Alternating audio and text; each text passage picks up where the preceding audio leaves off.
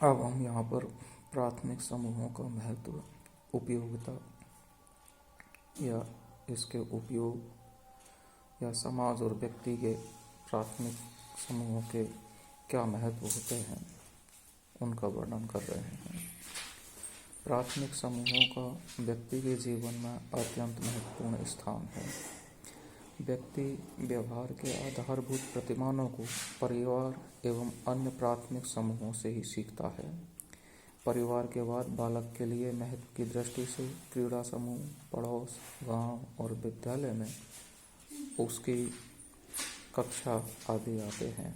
इन्हीं समूहों के माध्यम से व्यक्ति में अनेक गुणों का, जैसे सहानुभूति, सहिष्णुता, सहकारिता, कर्तव्यपरायणता आदि का विकास होता है।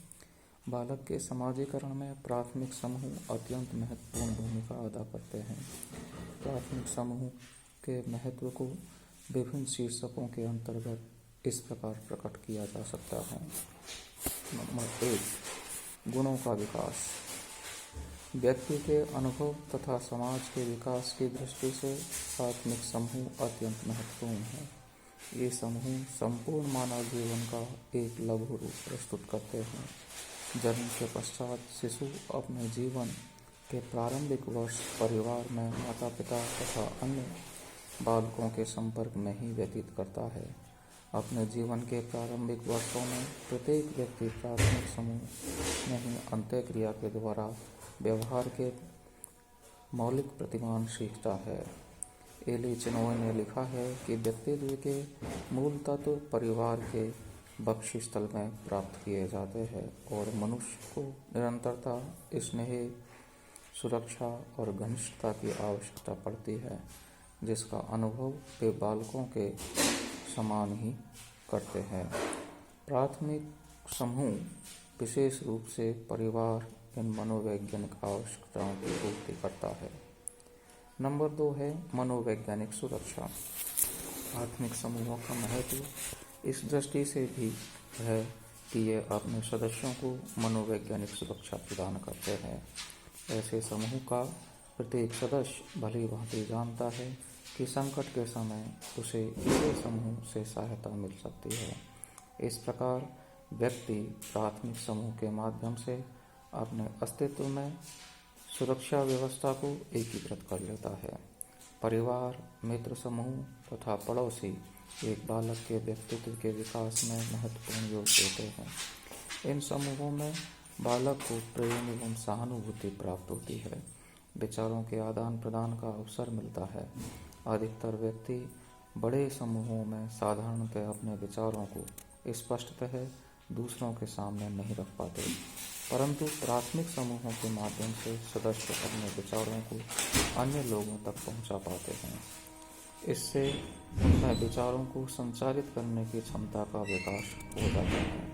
नंबर 3, मनोरंजन प्रदान करना। प्राथमिक समूहों का इस दृष्टि से भी महत्व है कि ये व्यक्ति के सम्मुख ऐसा वातावरण प्रस्तुत करते हैं जिसमें व्यक्ति का स्वस्थ मनोरंजन हो पाता है। बड़े समूह तथा आज के जटिल समाजों में तो व्यक्ति अपने आप को अपरिचितों के संसार में पाता है। वहाँ व्यक्ति औपचारिकता के संबंधों में बंधा रहता है। उसका वास्तविक मनोरंजन तो प्राथमिक समूहों में ही होता है। यही व्यक्ति सब प्रकार की चिंताओं से मुक्त होकर हंसी मजाक और गपशप में अपना समय निकाल सकता है। एक दूसरे के सम्मुख अपनी भावनाओं को व्यक्त कर सकता है।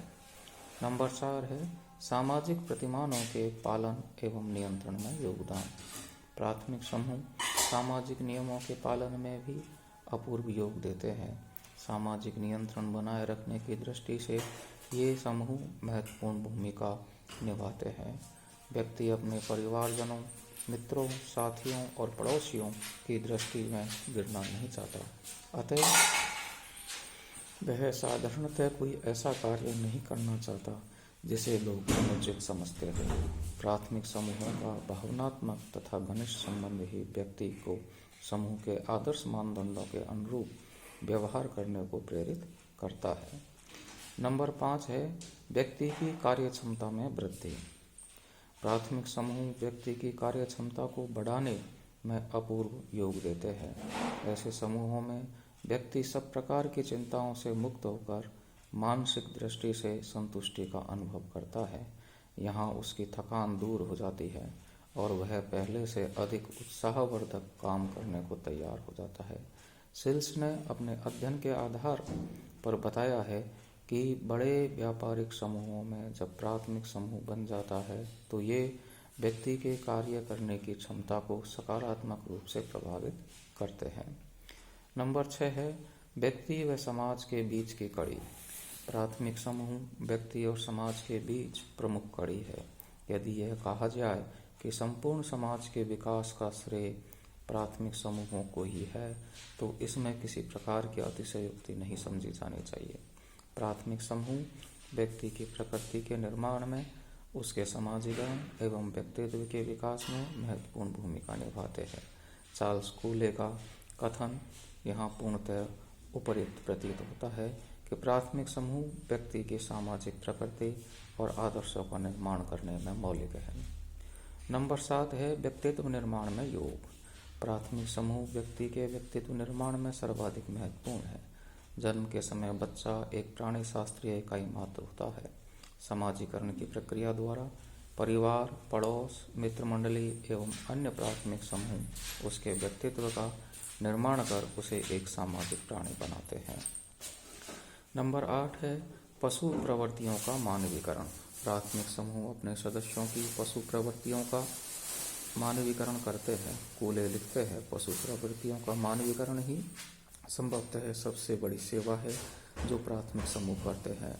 प्राथमिक समूह के घनिष्ठ तथा आंतरिक दबाव के कारण व्यक्ति की पाशविक इच्छाएं जैसे लालच, स्वार्थ, यौन इच्छा, प्रतिशोध आदि दब जाती है और वह सामूहिक हित के लिए कार्य करने को प्रेरित होता है। नंबर 9 है आंतरिक संतोष प्रदान करना। प्राथमिक समूह के सदस्यों में घनिष्ठ संबंध एवं सहयोग पाया जाता है। पारस्परिक वार्तालाप, हंसी मजाक, मनोरंजन, तर्क वितर्क, विचार विनिमय, स्नेह, प्यार, सहयोग, सहानुभूति, त्याग आदि के कारण व्यक्ति को प्राथमिक समूह में मानसिक शांति एवं संतोष प्राप्त होता है। नंबर 10 है सांस्कृतिक संचार। प्राथमिक समूह अपने सदस्यों को अपनी संस्कृति से परिचित कराते हैं तथा संस्कृति के एक पीढ़ी से दूसरी पीढ़ी को हस्तांतरण में योग देते हैं। प्राथमिक समूहों का महत्व बताते हुए स्टीवर्ट एवं ग्लिन ने लिखा है कि प्राथमिक समूह वास्तव में भावात्मक मानसिक सुरक्षा के स्रोत है। वे एक बालक के मानवीय अंतःक्रियाओं को सीखने का स्कूल तथा कार्यों के आदान प्रदान व साथ साथ खेलने का स्थल है। वर्तमान समय में द्वितीयक समूहों की संख्या में वृद्धि होती जा रही है, फिर भी प्राथमिक समूहों का महत्व कम नहीं हुआ।